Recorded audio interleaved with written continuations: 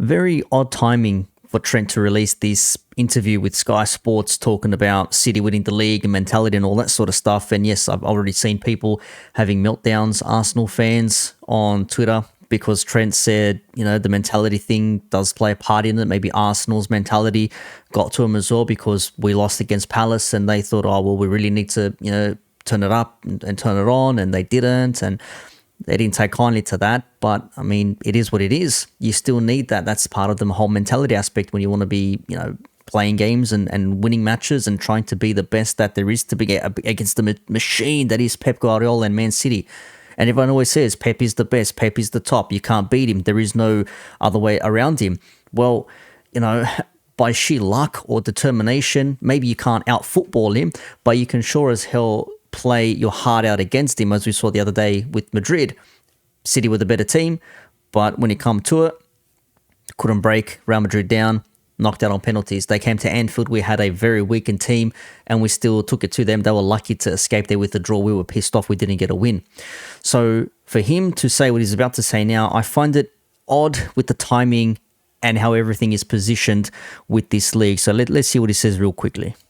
That slight sinking feeling, maybe it's more the supporters than the players. Does that come from City, basically?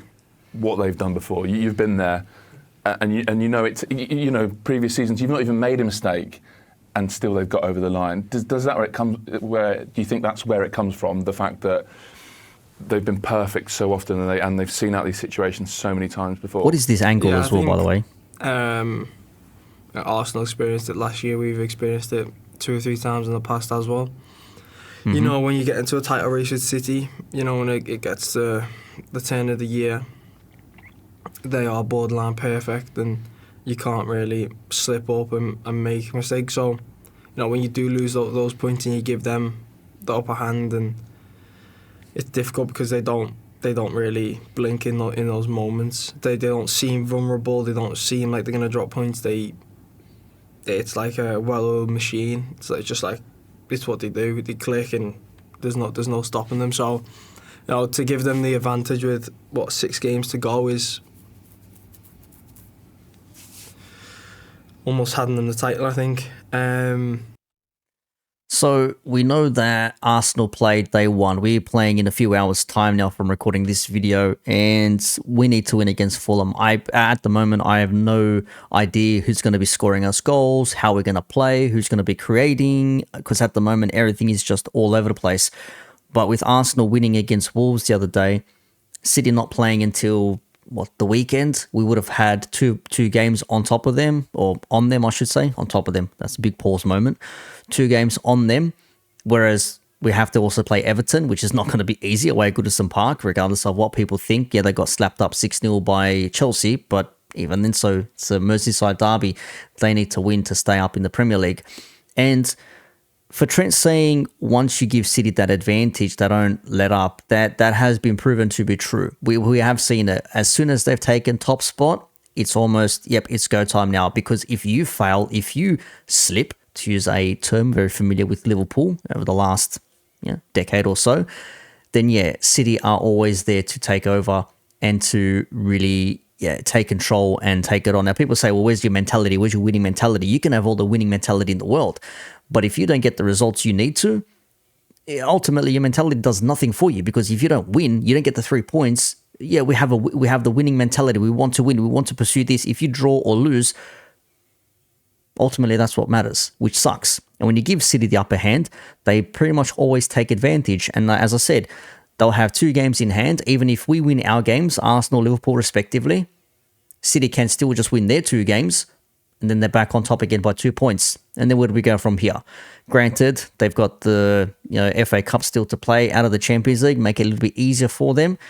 And for us, for Liverpool at least, I don't even know how we're gonna fare, to be honest with you, in the next couple of games. The last few weeks have been absolutely shit for us. All we can do is just be in a position to capitalise and hope that somebody does us a favour and get our goal difference up, really. But how do you shut that out? I mean, it would...